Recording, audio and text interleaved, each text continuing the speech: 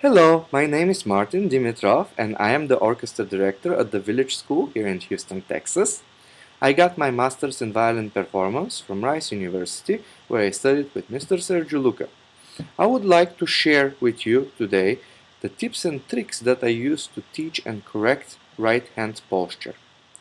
One of the very first things, and I believe it's one of the most important things that I tell my students, is to bend their thumb, or as I say to some of the younger students, to have a bump in the thumb.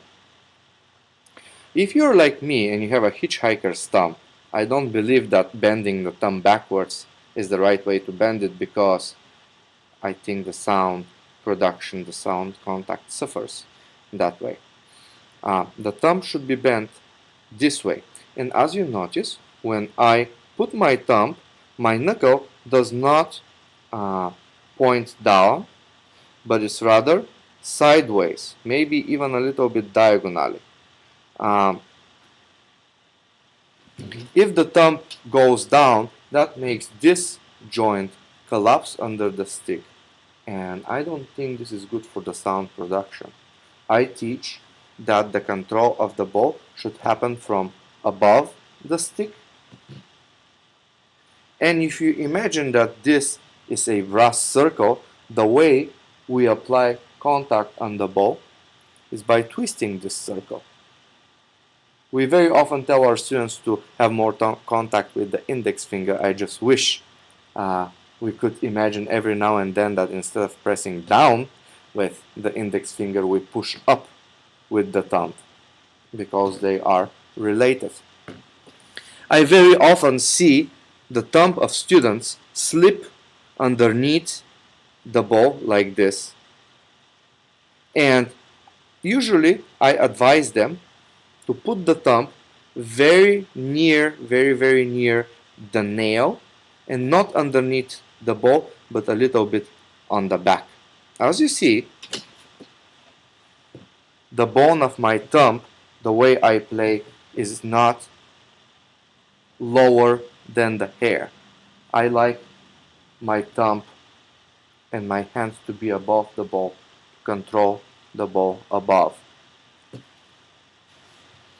Then comes the big question: should my thumb be across the first finger, the second finger, the ring finger? I don't believe anybody thinks that the thumb should be across the pinky. I believe that the thumb should be across the second finger, and it just creates the impression that it's in between the first and second finger because of how the thumb is bent. Should we have our fingers very much down or on the frog, or definitely not on top of the stick? But it's more or less matter of personal preference. I prefer my fingers to be somewhere around there. Now, the control of the bow, I teach that should come from the front of the hand and not from the back of the hand. I believe that the pinky should be very loose and very flexible.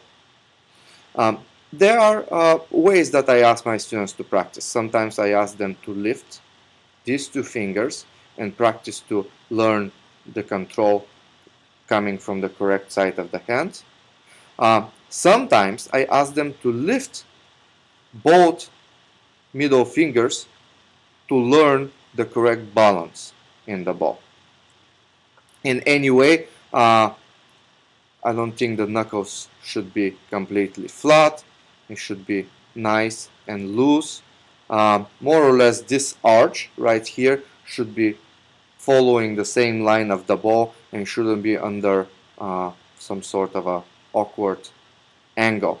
How spread my fingers should be, I don't believe they should be very spread. I don't believe they should be together.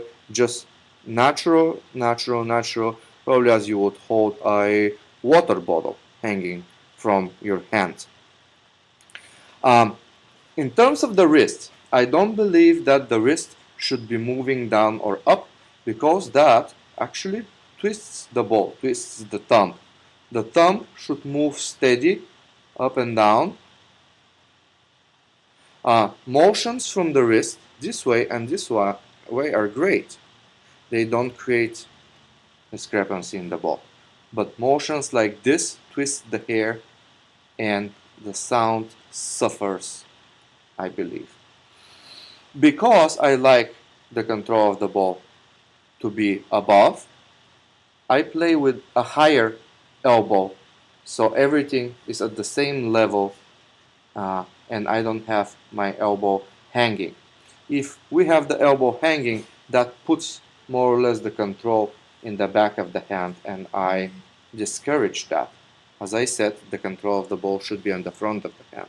And that doesn't mean to twist the hand forward, because, as I said, that makes this knuckle collapse.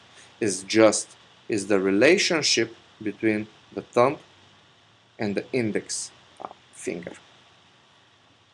I hope this helped, and if you have any questions, please feel free to contact me. Thank you for your attention.